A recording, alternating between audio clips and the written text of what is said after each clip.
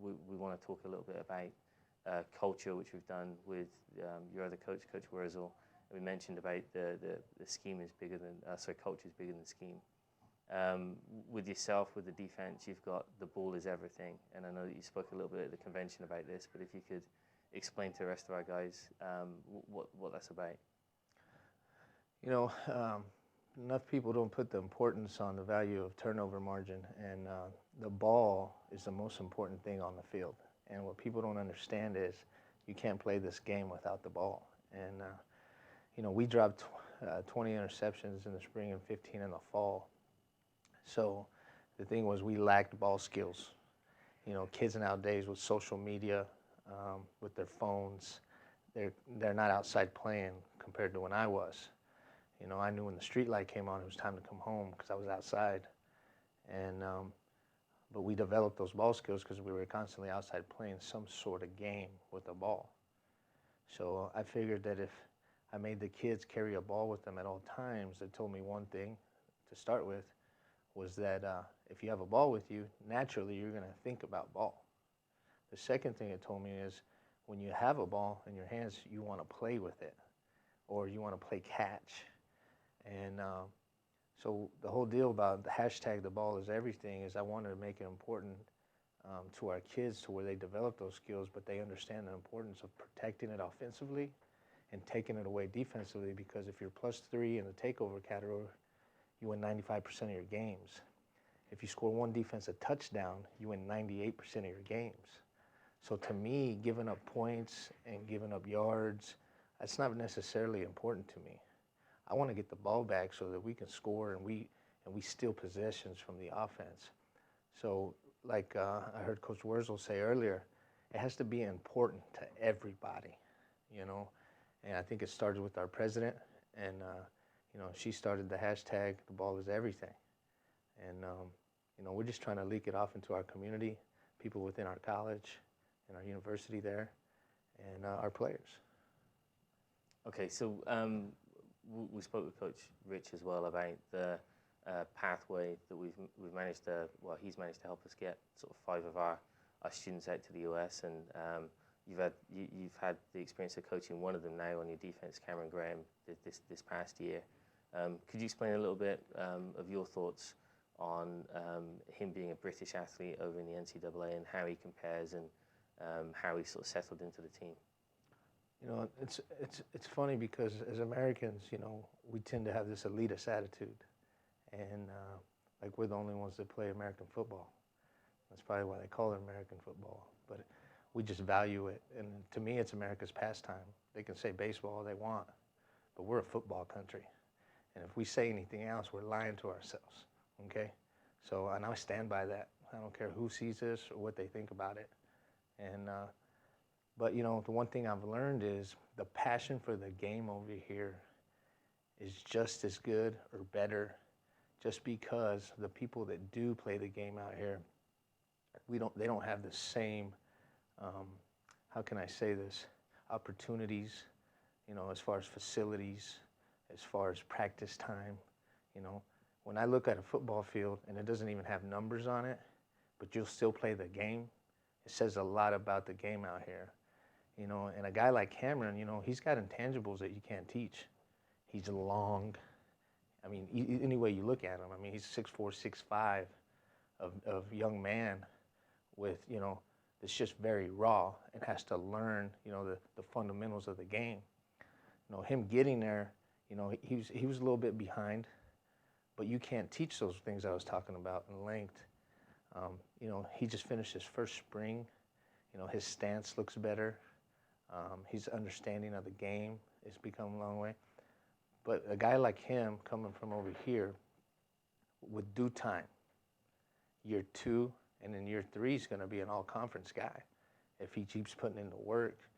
So, you know, to me, the kids over here, you know, with development, you know, and the opportunities that our kids get, have the same opportunities and the same talents as the ones we have. It's just a matter of getting that opportunity. Okay, and so we know Rich's background within the sport, and I've followed Rich's development over the years, and I've known him since he was at Illinois College and moving forward to Laverne. And how did you originally get into the sport, and what's led to you becoming an NCAA coach? Oh, it's funny you say that. My parents are immigrants from Mexico, and they moved to a small town in Kansas, Liberal, Kansas, and I just happened to grow up in a football town where we played for 10 straight state titles. I had an unbelievable high school coach, and to tell you the truth, I was a much better baseball player. Okay, I sometimes wonder where I'd be if I played baseball, But where I grew up, my passion for football, and being around the guys that coached me kind of made me who I am. I always wanted to be a high school coach, and then I got the opportunity to play at the collegiate level. Fell in love with the recruiting side of it, and a lot of people don't want to recruit, but to me, it's about those relationships that you build. When I can walk in somebody's house and I can build a relationship with the family and get to know them personally, and they trust you with bringing their kid to your institution for the next 4 to 5 years of their life, you're pretty much becoming their parent. And the path for me in this great game has just been where I come from and who I've been around. And you keep it because you're around people that enjoy it just as much as you do. I think that's why I enjoy it over here. I've seen that passion within you guys as coaches, and I just love ball, man.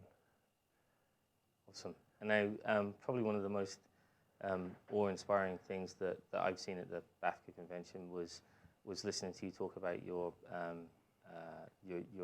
survival of cancer and your success there.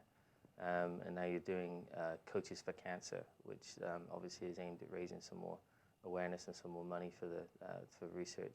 Could you explain for guys that weren't at the convention and what it is you're trying to do for cancer research? Yeah, I lean on my faith when it comes to this. I'm a 2-time cancer survivor or beater, however you want to look at it. I always tell people you never lose to cancer if you die. The ones that are still around is because God spared us.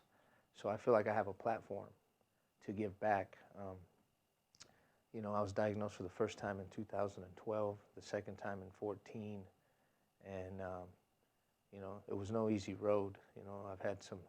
I've lost 2 major organs, but I don't focus on what I've lost. I focus on what I've gained, the people, the relationships, my maturity, the sense of the man that I am now that I didn't used to be, and I'm not afraid of saying that. And when we started my foundation back in 2012, we had a vision, and vision was to give back to people. And to what it's grown, I couldn't have told you it is what it is to this day. But we've given over $15,000, $20,000 to individual people, on top of some more money to corporate sponsors like the American Cancer Society. And the Coaches Against Cancer thing is very close to my heart because we also do a camp for kids that are underprivileged that couldn't afford normal traditional summer camps. And it all ties in because I was that kid. Not only was I the kid that grew up and couldn't go to those things, but I was also the kid that was diagnosed with cancer. So when I can get the people within our profession involved for the greater good, all right? We're not always competing against each other. We're not always competing after the same recruit, but now we're on the same page to beat something bigger than us.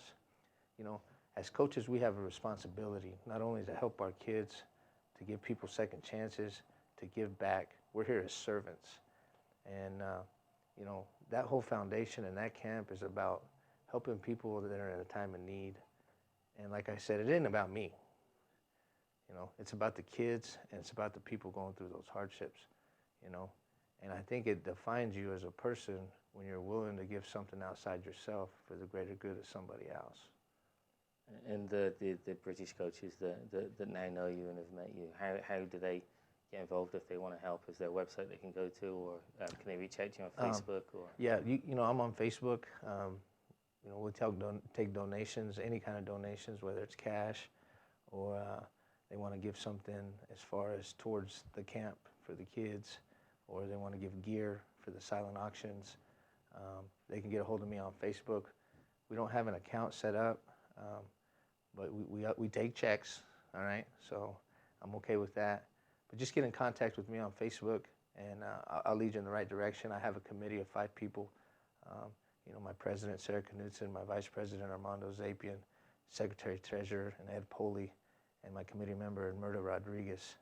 You know, without those people, I couldn't do this. You know, and like I said, it's way bigger than the guy that's sitting here. You know, there's more people to help at the end of the day. Right. And change the subject again slightly.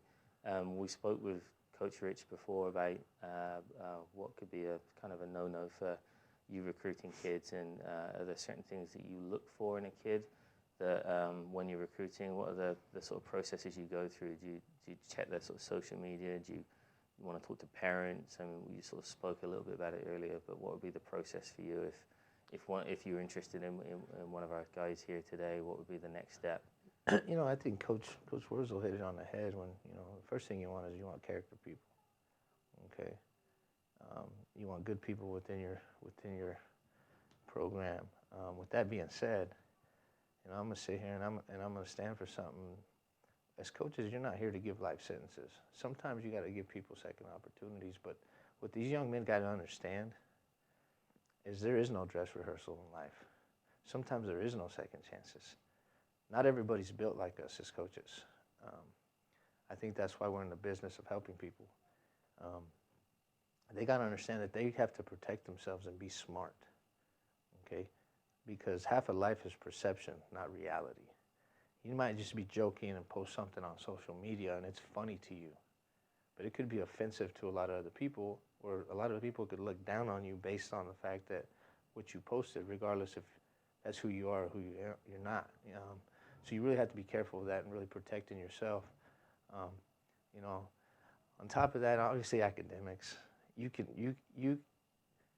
weed yourself out faster than anything by not having grades. And so many kids early on in their high school careers, freshman and sophomore years, they slack and then they try to make up for it because they're more mature and they realize, oh, I messed up. No. Like I said, there is no dress rehearsals. You have no time. So not only can that cost you a scholarship, but like at an institution like us where it's financial aid based, it can cost you money with an institutional financial aid based scholarship. So you got to really think about those things, you know, because at the end of the day, it's like I tell my players, you know, life is hard. Football is easy. So you really got to think about those things, you know, and you know, and sometimes young men are going to be young men. And I'd be the first one to tell you that I hadn't made mistakes. I've made plenty of them in my life. But you know, you can't continue to make the same ones. You have to learn from them and surround yourself with people that are willing to help you make the right decisions. And, you know, and I've just been fortunate to be around a lot of good people. Okay, and one final question. If you were summing up and you had to sell Laverne in a sort of paragraph or so, what would be the selling points of Laverne College for someone that's looking to go out to the U.S.? You know, I talk about, you know, we talk about the culture outweighing the scheme. With that being said, we also talk about substance outweighing style. When I say that is, you know, we don't have the nicest stadium, the nicest facilities. They're good, they're okay, you know, all right, but there's people that have way nicer things than we do as far as flash, stadium, jerseys, you name it. But the one thing you'll get at the University of Laverne with that substance is you're going to get coaches that genuinely care about you as a person, that are going to invest in you and get to know you, that are going to hold you accountable, that are going to coach you hard. You know, you got to figure out if you want to just go be another guy in the locker room who says hi and bye and gets coached by a guy, or you actually want to know a guy who's willing to open up his heart to you, who's willing to get to know you, who you can laugh together, you can cry together, you know, because in times of adversity, I don't care who you are, we're all going to go through tough times. In times of adversity, and you think about this, and I tell people this all the time, and it goes back to my cancer. When I was sick, okay, a lot of people said, hey, coach, we're praying for you. Are you really? It's one thing to do it and say it. It's another thing to actually live it.